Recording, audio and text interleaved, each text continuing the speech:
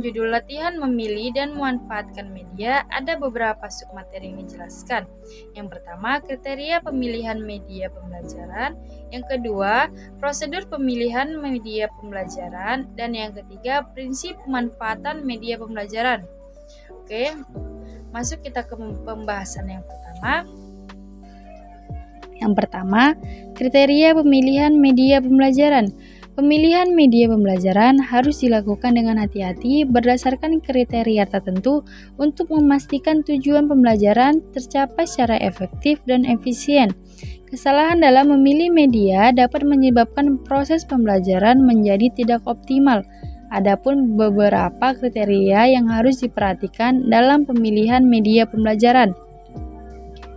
Yang pertama, kesesuaian dengan tujuan pembelajaran. Media yang dipilih harus mendukung pencapaian tujuan pembelajaran, baik secara kognitif, afektif, maupun psikomotorik. Yang kedua, karakteristik peserta didik. Media yang dipilih guru harus sesuai dengan karakteristik peserta didik, seperti usia, jumlah latar belakang sosial, dan tingkat motivasi belajar. Jika peserta didik memiliki kebutuhan khusus, media harus disesuaikan untuk mendukung aksesibilitas dan efektivitas pembelajaran mereka. Yang ketiga, biaya. Media yang dipilih harus sesuai dengan anggaran yang tersedia, tanpa mengorbankan tujuan pembelajaran. Yang keempat, ketersediaan media. Pilih media yang mudah diakses atau tersedia di lingkungan sekitar. Dan jika guru memilih membuat media sendiri, pastikan media tersebut memiliki sumber daya seperti tenaga, waktu, dan alat yang memadai. Selain itu, kita juga harus memperhatikan ketersediaan sarana pendukung di kelas, seperti listrik atau perangkat teknologi lainnya. Yang kelima, mutu teknis. Pastikan media memiliki mutu teknis yang baik, seperti gambar yang jelas, suara yang dapat didengar dengan nyaman, dan visual yang menarik. Media yang kurang bermutu dapat mengganggu fokus peserta didik dan menurunkan efektivitas pembelajaran. Oke, baik, di sini saya akan menjelaskan tentang prosedur pemilihan media pembelajaran. Penggunaan media pembelajaran tidak dapat dilaksanakan dengan begitu saja oleh setiap guru karena tidak ada satu jenis pun media yang paling cocok untuk mencapai semua tujuan pembelajaran, yaitu agar mendapatkan hasil yang optimal, hasil yang tepat, yaitu guru harus memperhatikan langkah-langkah untuk pemilihan media pembelajaran.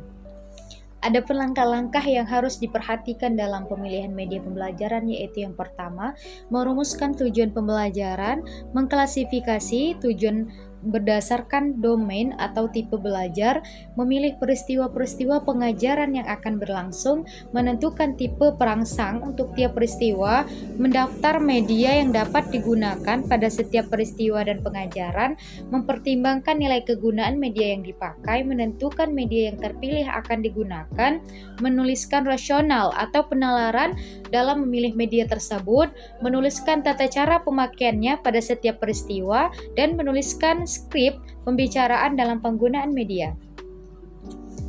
Dan adapun prosedur atau langkah-langkah yang perlu kita perhatikan dalam media pembelajaran itu, yaitu mengidentifikasi media, unjuk kerja, karakteristik lingkungan, identifikasi pertimbangan, dan identifikasi faktor ekonomi.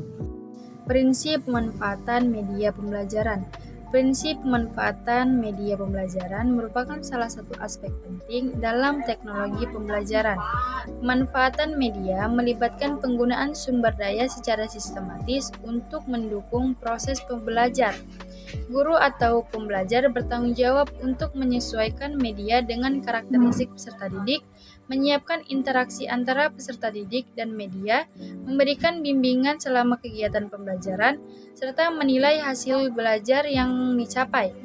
Adapun beberapa prinsip pemanfaatan media pembelajaran yang harus diperhatikan. Yang pertama, akurasi. Pendidik harus memilih media pembelajaran yang akurat dan dapat dipertanggungjawabkan. Sebagai contoh, media presentasi seperti slide harus memiliki informasi yang valid, tidak menyesatkan, dan menghindari data palsu. Yang kedua, relevansi.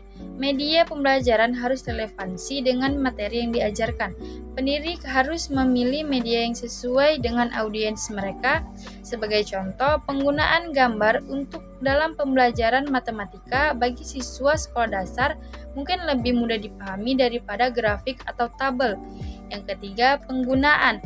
Pendidik harus memilih media yang dapat digunakan oleh siswa dengan mudah. Sebagai contoh, penggunaan video tersebut sulit diakses atau memiliki tampilan yang salah, maka pesan yang ingin disampaikan tidak efektif. Yang keempat, kejelasan. Media pembelajaran harus jelas dan mudah dipahami. Pendidik harus menyeleksi media yang dapat menyampaikan pesan dengan baik. Sebagai contoh, penggunaan slide dengan teks yang terlalu kecil atau yang terlalu banyak dapat membuat siswa kebingungan atau sulit mengerti. Jadi, setiap pengguna media pembelajaran harus memiliki keunggulan masing-masing. Maka dari itulah, kita sebagai pendidik diharapkan memilih media pembelajaran yang sesuai dengan tujuan yang sudah direncanakan dalam proses pembelajaran. Dengan harapan bahwa pengguna media pembelajaran tersebut akan mempermudah dan mempercepat mencapai tujuan pembelajaran tersebut.